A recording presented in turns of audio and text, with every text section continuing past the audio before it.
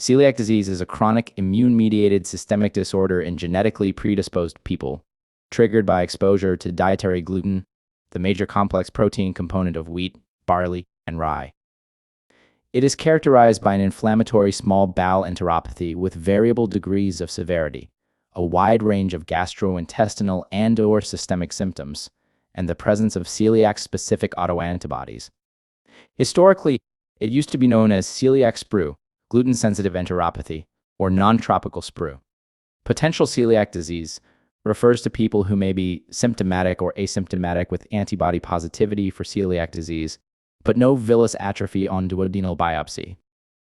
Non-responsive celiac disease refers to people with persistent symptoms and enteropathy that do not respond after 6 to 12 months on a self-reported gluten-free diet, and is most commonly due to inadvertent gluten ingestion. Refractory celiac disease refers to people with persistent or recurrence of otherwise unexplained symptoms and villus atrophy on duodenal biopsy, despite strict adherence to a gluten-free diet for at least 12 months.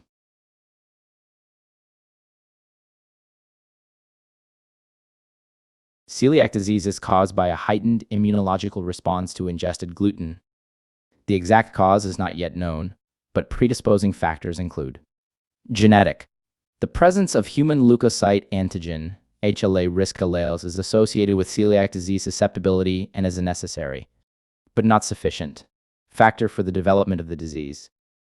In particular, celiac disease is strongly associated with the HLA DQ2 and/or DQ8 haplotypes. These haplotypes are seen in over 90% of people with celiac disease, compared with about 40% of the general population. Immunological. Celiac disease is thought to be an immune-mediated gastrointestinal disorder driven by innate and adaptive immune responses to gluten. People with other autoimmune conditions, such as type 1 diabetes mellitus and autoimmune thyroid disease, have an increased risk of developing celiac disease. Environmental. Gluten exposure is the major environmental factor that triggers celiac disease in genetically predisposed people. There is no evidence that duration of breastfeeding and/or time of gluten introduction to the diet have any impact on the risk of developing celiac disease. It is also theorized that gastrointestinal infections, changes in the gut microbiome, drug treatment with alpha interferon, and upper gastrointestinal surgery may unmask undiagnosed celiac disease, however. Evidence in the literature is mixed and inconclusive.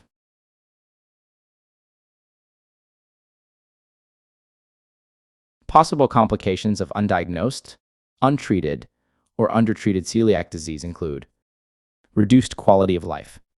This may be due to social implications of adhering to a gluten-free diet, including social isolation, avoiding eating out because of the risk of contamination, embarrassment with friends and colleagues, fear of inadvertent exposure to gluten, and the increased costs associated with a gluten-free diet, depression, anxiety, and possible eating disorders, especially in young people, faltering growth and delayed puberty in children, nutritional deficiencies due to malabsorption and gastrointestinal inflammation, anemia due to malabsorption and deficiency of iron, folate, and/or vitamin B12.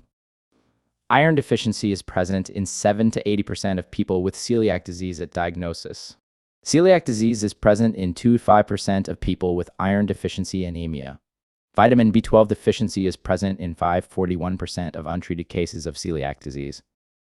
Reduced bone mineral density, including osteoporosis and osteopenia.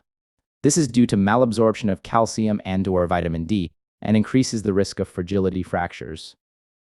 Hyposplenism or asplenism.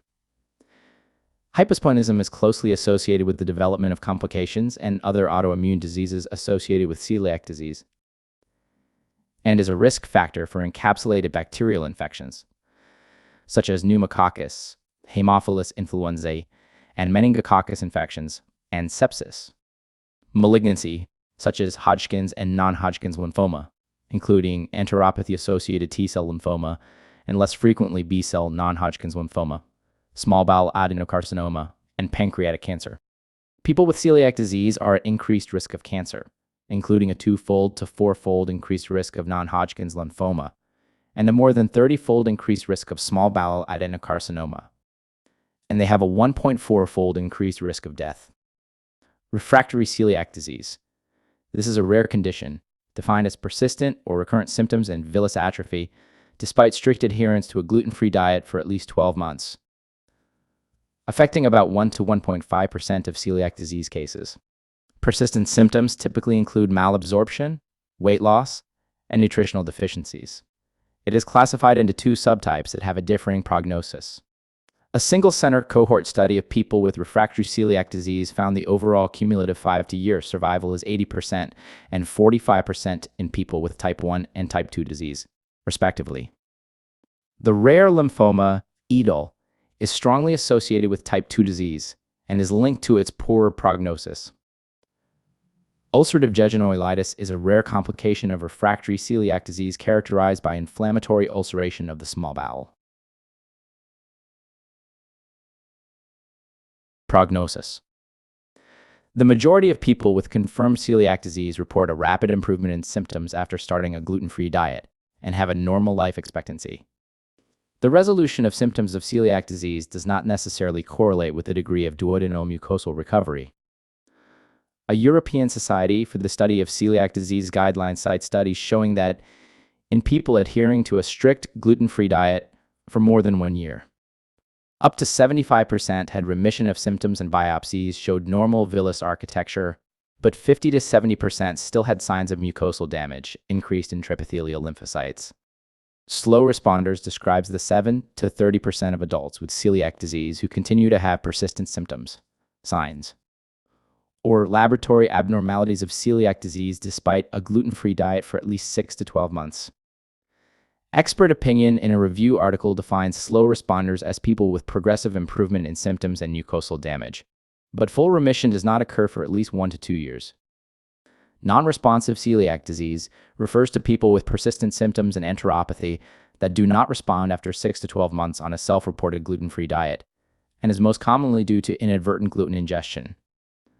The British Society of Gastroenterology guidelines suggest that 4 to 30% of people with celiac disease report persisting symptoms and are considered to be non-responsive.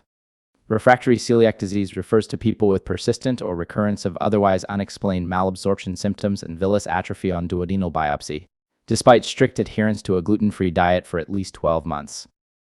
About 10% of people with non-responsive celiac disease may have refractory disease. It is mostly diagnosed after the age of 50 years. And incidence rates range from 0.04 to 1.5%. There are two subtypes, and the high mortality associated with type 2 disease is due to nutritional complications and the higher risk of transformation into enteropathy-associated T-cell lymphoma, which occurs in 33 to 52% of cases within 5 years after diagnosis. People with celiac disease display possible excess mortality compared with the general population, but the evidence in the literature is conflicting, and there is no consensus of opinion. People with celiac disease had 0.15% excess risk of deaths from non-Hodgkin's lymphoma from the general population baseline risk, up to 10 years post-diagnosis. People with celiac disease had no major excess risk of cancer, gastrointestinal or respiratory disease-related or cardiovascular-related mortality compared with the general population, up to 10 years post-diagnosis.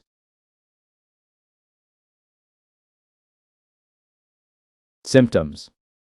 The symptoms and signs of celiac disease are often nonspecific, and it may present with intestinal and extraintestinal manifestations, or be asymptomatic. Suspect a diagnosis of celiac disease in a person with persistent, unexplained gastrointestinal symptoms, such as acid reflux, diarrhea, steatorrhea, weight loss, abdominal pain, reduced appetite, bloating, and constipation. Be aware that some people with celiac disease are initially overweight or obese. Irritable bowel syndrome in adults. Prolonged fatigue or lethargy. Type 1 diabetes mellitus at diagnosis. Autoimmune thyroid disease at diagnosis, such as Hashimoto's thyroiditis. Autoimmune liver disease, such as primary biliary cholangitis, autoimmune hepatitis, and primary sclerosing cholangitis. Selective IgA deficiency, a first-degree relative with celiac disease. Suspected dermatitis herpetiformis. This is an immune-mediated cutaneous manifestation of celiac disease that is more common in adults and older teenagers. It is characterized by symmetrical clusters of itchy, blistering skin lesions, followed by erosions excoriations, and hyperpigmentation, most commonly involving the elbows, knees, shoulders, buttocks, sacral region, and face. Consider a diagnosis of celiac disease in a person with unexplained depression or anxiety, osteomalacia, osteopenia, osteoporosis, or fragility fractures, unexplained peripheral neuropathy or ataxia, unexplained recurrent miscarriage or subfertility, unexplained persistently raised transaminases on liver function testing. Typically, there is a mild elevation of alanine aminotransferase, ALT, and aspartate aminotransferase, AST, dental enamel defects. If celiac disease occurs in children while the permanent teeth are developing, typically before 7 years of age, abnormalities in the structure of the dental enamel can occur.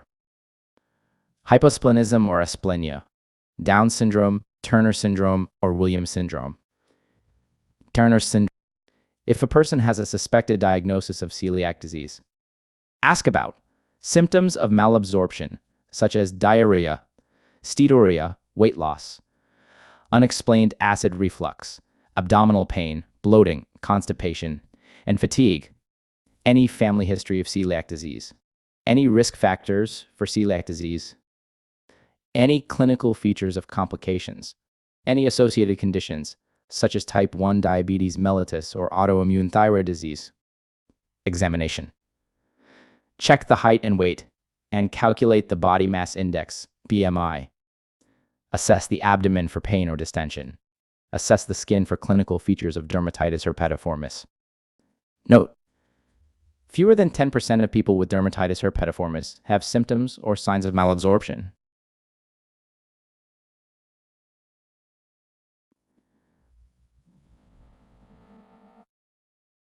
Arrange celiac serology testing.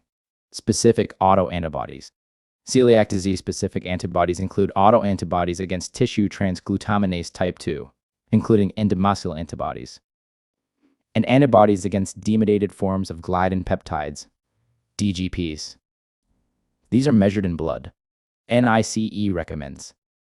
For suspected celiac disease in young people and adults, total immunoglobulin A and IgA tissue transglutaminase as the first choice. IgA-EMAS if IgA-TTG is weakly positive. Consider using IgG-EMA, IgG-DGP, or IgG-TTG if IgA is deficient. For suspected celiac disease in children, total IgA and IgA-TTG as the first choice. Consider using IgG-EMA, IgG-DGP, or IgG-TTG if IgA is deficient. Ensure that the person has eaten gluten-containing foods with wheat, barley, or rye as an ingredient in more than one meal a day for a minimum of 6 weeks before testing is performed. Check the serum immunoglobulin, the IgA tissue transglutaminase antibody, CTGA, and total IgA first line. Explain that this test does not diagnose celiac disease, but indicates whether further gastroenterology assessment is needed. Check serum IgA endomucil antibody, EMA, second line, if IgA-TTA testing is unavailable, or in cases where the result is weakly positive. Consider checking serum IgG-EMA, IgG-demetated gliadin peptide, DGP, or IgG-TGA if there is evidence of IgA deficiency. Note: do not perform human leukocyte antigen, HLA, genetic testing in primary care to diagnose celiac disease. Consider retesting if a person presents with new symptoms of celiac disease, despite previous negative serology. Arrange referral to a gastroenterologist, the urgency depending on clinical judgment, for specialist endoscopic intestinal biopsy to confirm or exclude the diagnosis. If serology results suggest a diagnosis of celiac disease, advise the person that they should continue to eat gluten-containing foods in more than one meal a day until specialist tests have been completed, even if serology is positive. Explain that the diagnosis is confirmed if there are characteristic changes on histology of the small intestinal mucosa following biopsy. Note: if a diagnosis of celiac disease is strongly suspected, arrange referral for consideration of specialist tests, even if serology is negative. Arrange referral to a dermatologist if a diagnosis of dermatitis herpetiformis is suspected.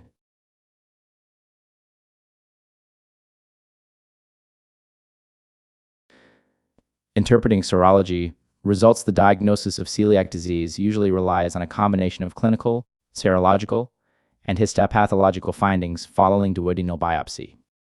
Be aware of the following when interpreting celiac serology results. Equivocal serology test result. For young people and adults, if the result of either immunoglobulin, IgA tissue transglutaminase antibody, TTA, or IgA endomethyl antibody, MA, is equivocal, do the other test.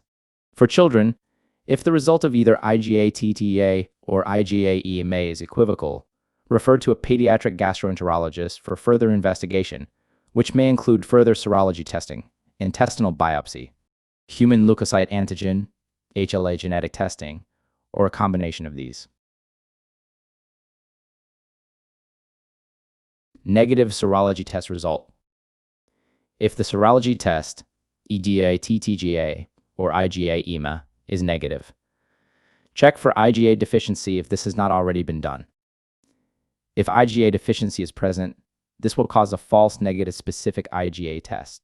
So test for specific IgG instead, IgG TTGA, IgG EMA, or IgG demetated gliadin peptide, DGP, depending on local laboratory protocols. Be aware that IgG antibody tests are not as specific as IgA antibody tests, and there should be a low threshold for referral. If the serology tests are truly negative, IgA TTGA is negative, and IgA is normal, celiac disease is unlikely. Advise the person that this excludes celiac disease at present, but it does not rule out the possibility of disease developing in the future. If a diagnosis of celiac disease is strongly suspected, arrange referral for consideration of specialist tests even if serology is negative. Positive serology test result. Arrange referral for young people and adults to a gastroenterologist for specialist endoscopic intestinal biopsy to confirm or exclude the diagnosis. Arrange referral for children to a pediatric gastroenterologist for further investigation to confirm or exclude the diagnosis. This may include further serology testing, intestinal biopsy, human leukocyte antigen, HLA, genetic testing, or a combination of these. Other investigations. FPC shows anemia in 50%. Iron and folate deficiency are both common microcytes and macrocytes. Hypersegmented leukocytes and Hal-Jolly bodies, splenic atrophy. Also check B12, folate, ferritin, LFTs, calcium and albumin. LFTs may show elevated transaminases which should return to normal on a gluten-free diet, GFD. If they don't, consider associated autoimmune disease, i.e. primary biliary cirrhosis, autoimmune hepatitis, or primary sclerosing cholangitis. Small bowel barium studies are occasionally needed to exclude other causes of malabsorption and diarrhea and to diagnose rare complications such as obstruction or lymphoma. Biopsy confirmation. The established diagnostic process for celiac disease has been a two-step process, involving both a blood test to look for antibodies and endoscopic biopsy to assess damage to the intestine. However, the British Society of Gastroenterology, BSG, has issued interim new guidance for the diagnosis of celiac disease, supported by Celiac Disease UK. The change was prompted by the pause in non-urgent endoscopies during the coronavirus pandemic. The new recommendations are that for many adults, the diagnosis can be made on the basis of blood tests alone. Early in the coronavirus pandemic, the BSG recommended that non-emergency endoscopy should be paused to protect NHS staff and patients from coronavirus transmission. This meant that many people with suspected celiac disease were unable to have an endoscopy and biopsy as part of their diagnosis. Not every patient will be suitable for the no biopsy approach. In order to meet the criteria, the patient needs to be under 55 years of age with symptoms of celiac disease, and who does not need an endoscopy to rule out other conditions, has antibody levels IgA tissue transglutaminase at least 10 times the upper limit of normal, has a second positive antibody blood test, endomethyl antibodies, EMA, or tissue transglutaminase if EMA isn't available. The initial blood test can be done by a GP, but the decision as to whether endoscopy with biopsy is needed, and the final diagnosis of celiac disease still need to be made by a gastroenterologist.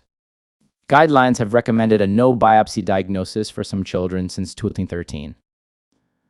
The new guidelines will shorten the wait for many patients with celiac disease as yet undiagnosed. This is important because people have to keep gluten in their diet for an accurate diagnosis to be made, with a deleterious effect on their health. Patients still requiring a biopsy need to stay on gluten until it has been performed. The biopsy is obtained by upper gastrointestinal endoscopy or by suction capsule. Histological examination of the mucosa classically shows subtotal villus atrophy and results in malabsorption, however. Mucosa is of normal thickness. The villus atrophy is compensated by crypt hyperplasia. There should be full clinical remission on excluding gluten from the diet. These circumstances, TTGA or EMA is found at the time of diagnosis and their disappearance after gluten exclusion, means that it is only necessary to perform a further biopsy, and even a further gluten challenge and more biopsies, if there are still doubts. Differential diagnosis. Alternative conditions that may present similarly to COELIAC disease include infective gastroenteritis, non-celiac gluten sensitivity, NC,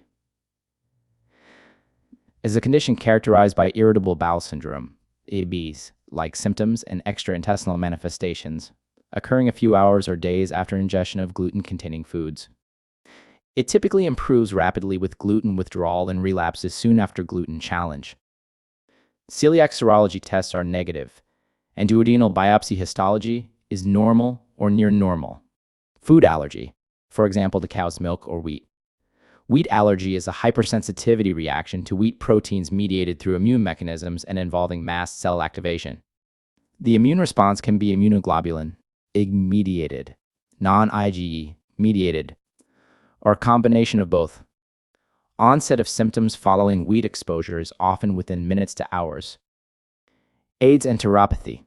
Associated conditions that may present similarly to celiac disease include Crohn's disease, microscopic colitis, irritable bowel syndrome, diverticular disease, peptic ulcer disease, malignancy, such as small bowel adenocarcinoma and enteropathy-associated T-cell lymphoma, food intolerances, such as fructose or lactose intolerance, pancreatic exocrine insufficiency, hepatobiliary abnormalities, such as autoimmune hepatitis and primary biliary cirrhosis, small bowel bacterial overgrowth, which can cause malabsorption,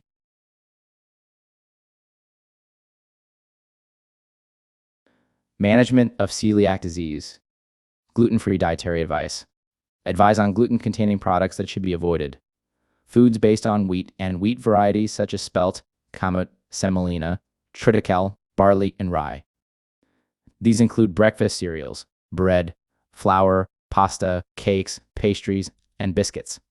Foods that contain wheat, barley, or rye as fillers or flavoring, such as sausages, ready meals, soups, sauces, and foods cooked with a bread-based batter. Foods that can be contaminated with gluten during processing and packaging, such as oats and oat-containing products. And items fried in the same oil as used to fry gluten-containing food, such as chips from an outlet that cooks battered fish. Items that contain malt, such as most beers. Malting is the process of germinating then drying grains such as wheat, barley, and rye. Malting does not remove all of the gluten. Advise on the importance of reading food labels to check if products are suitable. Manufacturers of packaged foods are required by law to list on the product's label any product containing gluten that is used as an ingredient. Pure, uncontaminated oats may be eaten by most people, but the response should be monitored regularly. Advise that a small proportion of people with celiac disease, about 5%, may develop symptoms with uncontaminated oats. Products using oats as an ingredient must be labeled with contains oat gluten. The protein in oats is avenin. Food products with the crossed grain symbol, or which are labeled gluten-free or very low gluten, may be eaten. Products containing Codex wheat starch are labeled as containing wheat or wheat starch, but may be eaten. Codex wheat starch is specially manufactured, so the gluten in the cereal has been reduced to a trace level. Advise on the risk of cross-contamination in the home and minimizing the risk of inadvertent gluten ingestion when eating out or traveling. Advise on alternative sources of starch, such as corn, rice, and potatoes, which may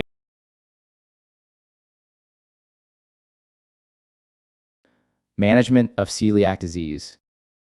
Arrange for a person with confirmed celiac disease to be reviewed at least annually in primary care. Advise that the only effective treatment for celiac disease is long-term adherence to a gluten-free diet.